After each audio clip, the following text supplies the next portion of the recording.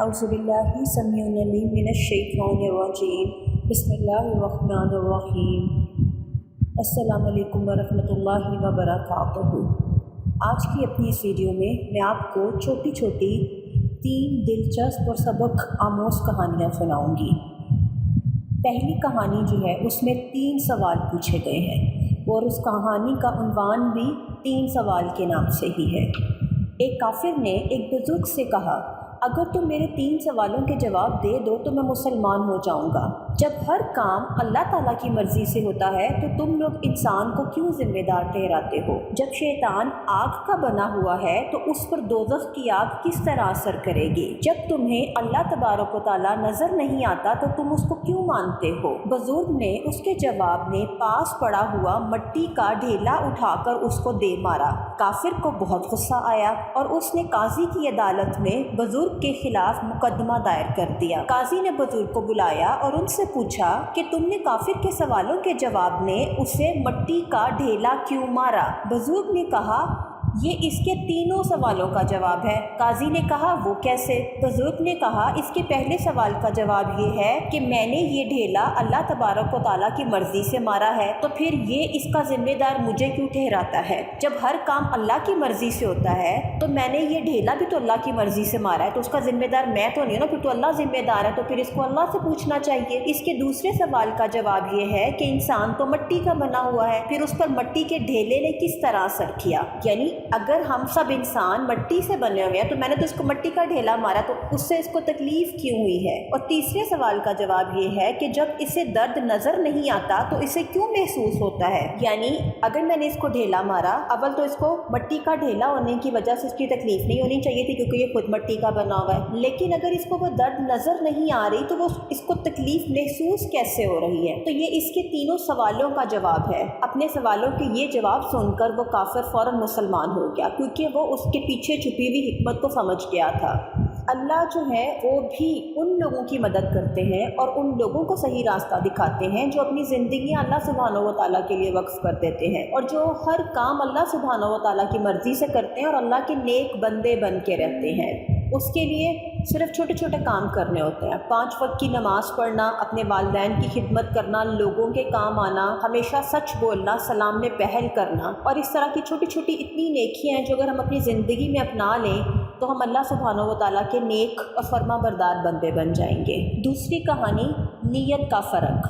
کسی گاؤں میں ایک بڑا گھنا پیپل کا درخت تھا۔ لوگ اس سے بے شمار فائدے اٹھاتے تھے۔ درخت کی چھال سے دوائیں بناتے اور شہر جا کر بیچتے، جس سے انہیں بہت نفع ملتا تھا۔ پھر ایک وقت ایسا آیا کہ انہوں نے اس درخت کی پوجا پاٹ یعنی کہ عبادت کرنا شروع کر دی۔ آہستہ آہستہ یہ درخت شرک کا مرکز بن گیا۔ وقت یوں ہی تیز رفتاری سے گزر رہا تھا کہ ایک نیک شخص اس گاؤں میں آ کر رہنے لگا۔ انہوں نے لوگوں کو جب اس درخت کی پوجا کرتے دیکھا تو انہیں بہت غصہ آیا اور وہ آگ بگولا ہو گئے۔ شرک کا یہ پرچار اور پھیلاؤ دیکھ کر ان کی آنکھوں میں خون اتر آیا۔ وہ غصے سے انتہائی بے قابو ہو گئے اور غصے کی حالت میں گھر سے نکلے اور گھر سے کلہاڑی اٹھائی اور اس درخت کو کاٹنے کے لیے گھر سے روانہ ہوئے۔ ابھی وہ راستے میں ہی تھے کہ اچانک شیطان انسانی شکل میں ظاہر ہوا اور کہا، جناب کدھر جا رہے ہیں؟ اس نے ایک شخص نے کہا، لوگ ایک درخت کو پوجنے لگے ہیں جو شرک ہے اور میں اس درخت کو کاٹنے جا رہا ہوں۔ کہ جس درخت کو آپ نے خود اگایا ہے وہ آپ کا رب یا آپ کا خدا کیسے ہو سکتا ہے؟ تو میں ان لوگوں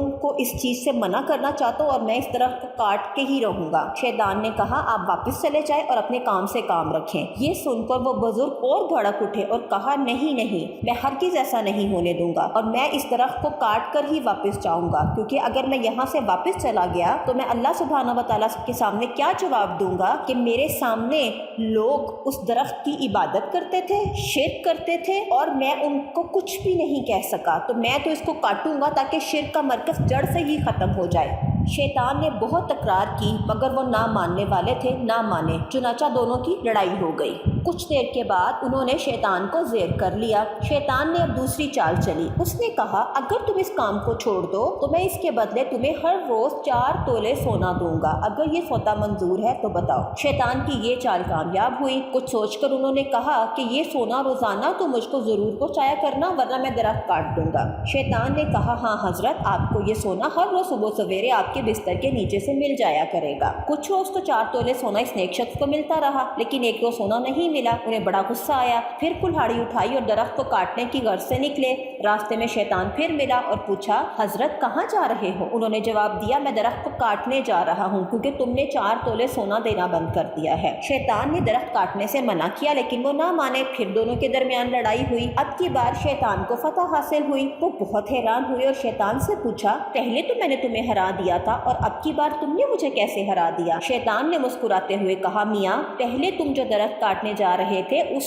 وقت تمہارا مقصد صرف اور صرف اللہ تعالیٰ کی خوشنودی تھا، اس وقت تمہاری نیت صاف تھی اور نیک تھی اور تم وہ درخت اللہ کے لیے کاٹنے جا رہے تھے کیونکہ تمہیں اس چیز سے غیرت آئی کہ لوگ اللہ کو چھوڑ کر اللہ کی بنائی ہوئی تخلیق کی عبادت کر رہے ہیں، لیکن اب جب تم آئے ہو تو تمہاری نیت میں فرق آ گیا اور تم میرے بہکاوے میں آ چکے ہو، اس لیے اس بار تم مجھ سے ہار گئے۔ اب تمہارا ارادہ درخت کاٹنا نہیں بلکہ 4 تولے سونا حاصل کرنا ہے، اس لیے اب تم واپس چلے جاؤ ورنہ میں تمہاری گردن تن سے جدا کر دوں گا۔ یہ سن کر وہ بزرگ نہایت شرمندگی کی حالت میں واپس لوٹ آئے۔ اگر آپ کی نیت صحیح ہوگی تو آپ ہر کام میں کامیاب ہوں گے اور اگر نیت بری ہوگی تو پھر وہی ہوگا جو اس شخص کے ساتھ ہوا۔ نیت ہی اصل میں عمل کی روح ہے، جس قدر نیت اللہ سبحانہ و تعالیٰ کے لیے خالص ہوگی اسی قدر اللہ سبحانہ و تعالیٰ کی مدد اور انعامات بھی آپ پر زیادہ ہوں گے۔ تو ہمیں چاہیے کہ ہم جو بھی کام کریں وہ خالص اللہ سبحانہ و تعالیٰ کو راضی کرنے کے جذبے سے کریں، اپنے ذاتی فائدے اپنے ذاتی مقصد کے لیے بالکل نہ کریں اور نہ ہی صرف اس دنیا میں شہرت کمانے کے لیے کریں،